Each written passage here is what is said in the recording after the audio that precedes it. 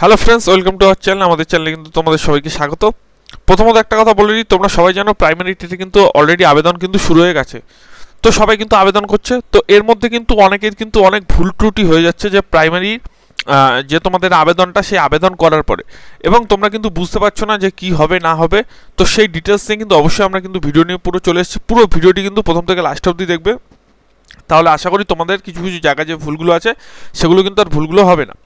তো তোমরা কিন্তু পুরো ভিডিওটি কিন্তু দেখো। এবং আরেকটি কথা বলবো, চ্যানেলে যারা নতুন থাকবে অবশ্যই কিন্তু চ্যানেলটি সাবস্ক্রাইব করে পাশে থাকা বেল আইকনটি ক্লিক করে নেবে।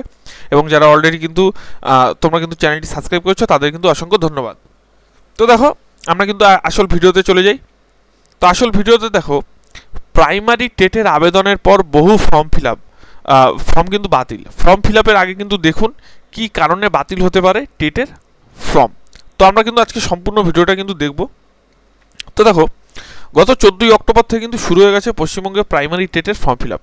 তবে একাধিকবার বিজ্ঞপ্তিতে বদল এনেছে রাজ্য প্রাথমিক শিক্ষা পর্ষদ।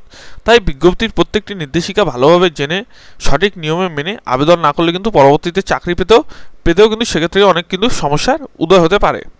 তো সেক্ষেত্রে কিন্তু প্রাইমারি টেটের পরীক্ষা সংক্রান্ত সমস্ত নিয়ম ফর্ম মেনে কিন্তু ফিল আপ করুন। তো এখানে দেখুন, এই আবেদন প্রক্রিয়া চলবে কিন্তু আগামী 3/11/2022 তারিখ পর্যন্ত। সুতরাং বেশি দেরি করা চলবে না। শেষের দিকে অত্যাধিক চাপের ফলে কিন্তু ওয়েবসাইটে সমস্যার দিকে দিতে পারে বা ওয়েবসাইট কিন্তু অনেক সময় ক্র্যাশও হয়ে যায়। এবারে নিয়োগে মোট 11,000 শূন্যপদ পূরণ করা হবে। যদিও 2012, 2014, 2017 সালের বহু পরীক্ষার্থী নিয়োগের দাবিতে কিন্তু প্রতিবাদ চালিয়ে যাচ্ছেন এখনও। এবারে লক্ষ লক্ষ পরীক্ষার্থী কিন্তু আবেদন করতে চলেছেন। আবেদন করতে হলে সরাসরি কিন্তু যেতে হবে পশ্চিমবঙ্গের প্রাথমিক শিক্ষা পর্ষদের কিন্তু নির্দিষ্ট ওয়েবসাইটে। নিজের ইমেল আইডি এবং সঠিকভাবে চালু করা মোবাইল নম্বর দিয়ে কিন্তু রেজিস্ট্রেশন করতে হবে। আর সেই মোবাইল ও ইমেলের ভেরিফিকেশন হবে।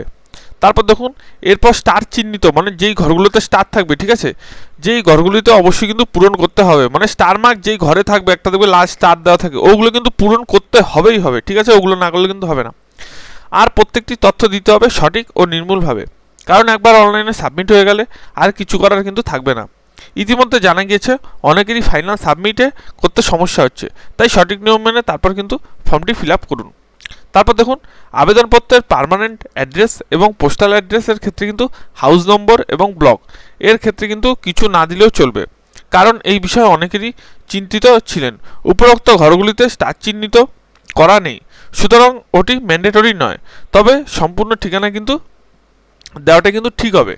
তারপর দেখুন, এই সকল ফর্ম ফিল আপ শেষ হওয়ার পর আগামী 11/12/2022 তারিখে কিন্তু প্রাইমারি টেট এক্সাম 2022 অনুষ্ঠিত হবে এ রাজ্যের জেলাগুলিতে। পরীক্ষার্থীর কেন্দ্র সম্পর্কে তেমন কিছু জানানো যায়নি কি পর্ষদের তরফে, মানে জানায়নি পর্ষদ। তবে আগের পরীক্ষাগুলিতে পরীক্ষা কেন্দ্রের নিজের জেলাতেই কিন্তু ছিল। এবার সেটা হওয়ার সম্ভাবনা প্রবল, কারণ প্রাইমারি টেট শিক্ষক পদের নিয়োগ জেলা প্রাথমিক শিক্ষক অফিসে ডিপিএসসির থেকে। তারপর দেখুন, প্রাইমারি টেট সংক্রান্ত মোট 3টি সংশোধনী প্রকাশিত হয়েছে। ইতিমধ্যে এরপরও যদি আর কোনো সংশোধনী আসে সেই বিষয়ে আমরা নজর রাখছি। প্রাইমারি টেট সংক্রান্ত কিন্তু আরও খবর পেতে আমাদের কিন্তু সঙ্গে থাকুক। এবং আরেকটি কথা বলছি, নিচের ডেসক্রিপশনে কিন্তু আমাদের টেলিগ্রাম লিঙ্ক থাকবে, অবশ্যই কিন্তু জয়েন করে নেবেন। এবার আরেকটি কথা আমি বলে দিচ্ছি, আপনারা যে ওয়েবসাইট থেকে কিন্তু এই যে মেসেজ এটা দেখলেন, পুরোটা দেখলেন, তো অবশ্যই কিন্তু আপনারা কিন্তু পাত ধরে ধরে কিন্তু সুন্দর করে কিন্তু আপনার নিজেদের ফর্মটি ফিল আপ করুন। বাই চান্স যদি একটা ভুল হয়ে যায় তাহলে কিন্তু পরবর্তীকালে কিন্তু গণ্ডগোল আছে।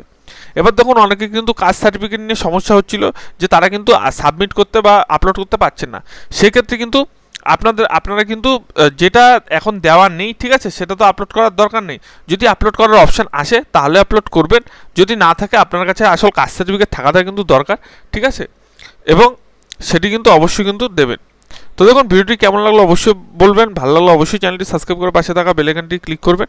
সম্পূর্ণ ভিডিও দেখার জন্য কিন্তু অসংখ্য